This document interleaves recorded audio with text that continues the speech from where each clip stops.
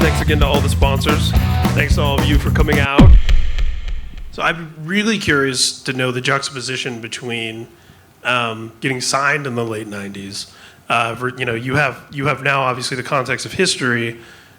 Hopefully everybody here is aware that Sum 41 has a new album coming out this year.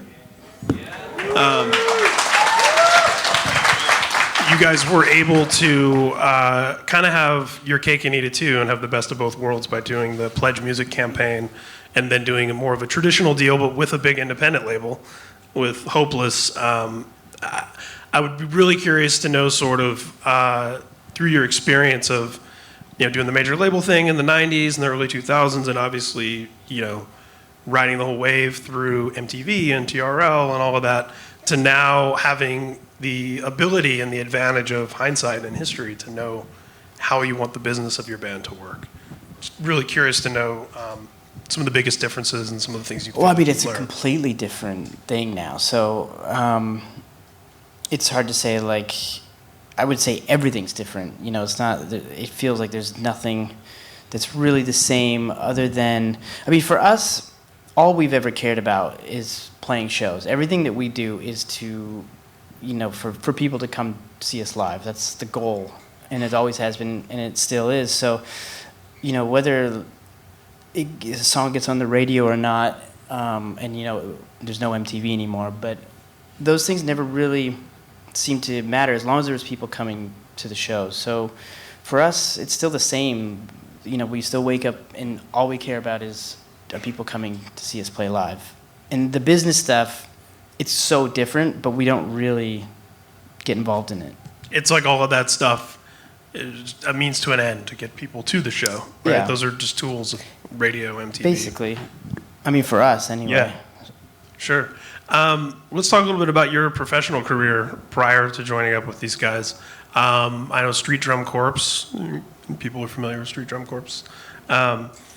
And we were just talking, it's funny because you mentioned Tommy Lee being that first concert and being like, I want to do that. You got to literally do that at one point and sit in the Tommy Lee drum throne. Yeah, a couple summers ago, I woke up to a text message like, I'm in the hospital, I burned my hand, you have to come and play. And I just thought it was a joke. But no, it really happened. So I had to go out, and I was in the band for 2 weeks, which was just the most insane 2 weeks that you can imagine. I mean, it really is everything that you think it would be, but even more. I mean, he knows some toured with Motley Crue as well. But it was like there was no sound check, there was no rehearsal, and we were playing the Dr. Feelgood record from start to finish. Wow. So some of the songs I hadn't heard in years. So on the plane, I was just like, writing some notes about it. That's a drum-heavy album.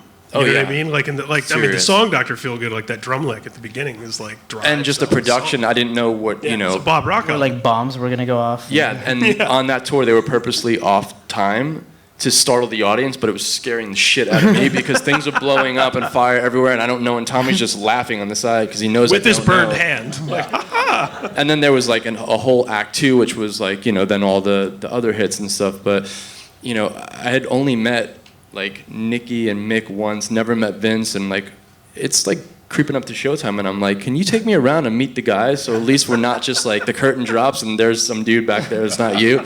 So I went and everybody was cool. They were like, you got this, like, Tommy vouches for you, it's cool, everybody was cool, just have a good time. And it was amazing. I mean, it was insane. That's like a movie. That's a total seriously. Just like and to be wish fulfillment. To play in the band that influenced you, and my dad actually got to come to the show in Florida, and he was in the audience watching his kid play in the band that made him want to do this. So it was a pretty amazing moment, which I hope I have that with my son one day. Yeah. Wow, that's like royalty, like rock and roll royalty. So there was no rehearsal. Like it was like you learned the stuff on your own and show up. I mean, we had a quick, powwow backstage, and then basically he had a microphone. He was like hiding on the side that he can talk to me in my in-ears about certain cues, but he basically was just having a good time partying, and he was like yelling because he was excited in my in-ears, and I'm just like, shut up, I'm trying to play your gig, dude. And then I turned to the second night, I turned to the left, he's eating hot dogs, drinking beers, watching me play his gig, but he would come out though and talk, and he'd play piano in Home Sweet Home, so the fans still had him there. Yeah. But that was another, head, thing too. He's just literally to be like, you're watching going you to, play and fans. I mean, are stoked. He's the main reason you're going to see that band. Yeah. But he was still there, so they felt cool. But no, there was no roller coasters on that tour, so I didn't have to do any of that stuff. Yeah, that was my next question. But coincidentally enough, I got a call. I was in somewhere maybe in Singapore or somewhere last year with Street Drum Corps doing a tour for the troops, and their production manager emailed me and he's like, "Where are you right now?" He's like, "Tommy has some hand issues." He had the really bad tinnitus or tendonitis, and I couldn't be there in time, so they actually wound up getting Alice Cooper's drummer, who's in the tour, who did it. But I'm like, to do this again on the final tour. Yeah. They had the roller coaster. Could have been you stuck in the roller coaster when that happened. Were you there? You were there, weren't you? I was there the second to last night. The last night it got stuck. Which I guess they kept in the film, which is... Yeah. I could nerd out about Motley Crue for a while.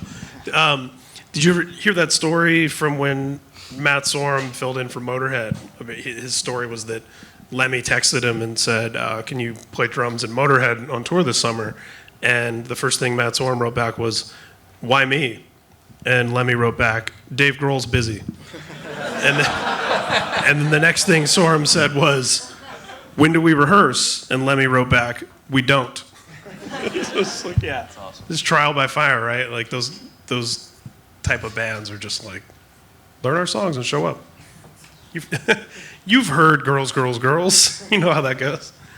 So what was the relationship between you and Sum? When did you first meet these guys, and how did Warped that Tour. come about? Yeah. Street Drum Corps was out on the whole thing. That's the last time I've done a full Warped Tour. We basically were always in either build our own stage. Like the first time we ever did it, we had Bert from the U's with us, and we would build our own stage, our own sound. We were in a band. Bert came out with us. It was amazing. It really put us on the map. But then we signed with Kevin Lyman on his Warcon label, and we did the full tour. And Sum was on a little bit of it in 2003? Canada. I think so. Maybe. Or 5? Bad with years. Or 7? It was. I know Tom. done it 8 Tom was in the times, band. This is the first time I'd Tom seen was? Tom with you guys. That was Yeah. 2007. And I saw them live for the first time there, and I was a huge fan always. Saw them live, and it just was so amazing. I never saw a band kind of captivate a crowd like that before at Warped Tour. Like I think everybody that was at the festival was at that stage watching the band, just how this guy just commanded the crowd, and I was just so blown away by it. And then we wound up hanging that night, and then just from being in LA, we've bumped into each other so much, and having Tommy Lee is a good friend in common. And then how this whole Sum 41 thing really happened was Street Drum Corps had a residency in Vegas at the Hard Rock, and on opening night, Derek came out to guest with us, and we just hit it off, playing. And he's like, "You should come by the house and let's jam." So we just started jamming a bunch of cover tunes, and it went well. He's like, "Let's jam again," and it just kept, happening. Kept growing from that point on. Yeah. That's like high school days. But my guess first so, real yeah. show was the AP show, which was it's a big, it's an arena, DMC, playing all their hits. It was pretty amazing for a first Dave show. was back the first time too. Yeah. Which I want to talk about that as well, Yeah. because I want to talk about this record.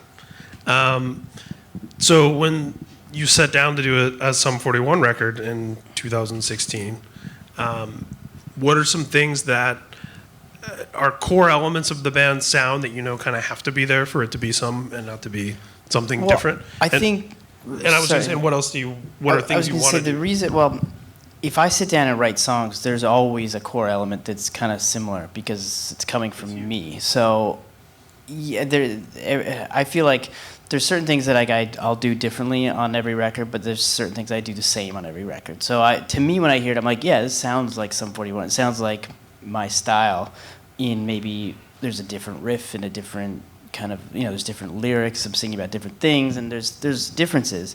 And usually every record there's some kind of different sounds. Like I'm usually getting different guitar sounds, or adding different instruments, or making the piano sound something not like a piano or something. But usually to me, when I hear it, it's like they sound like my songs to me, I guess.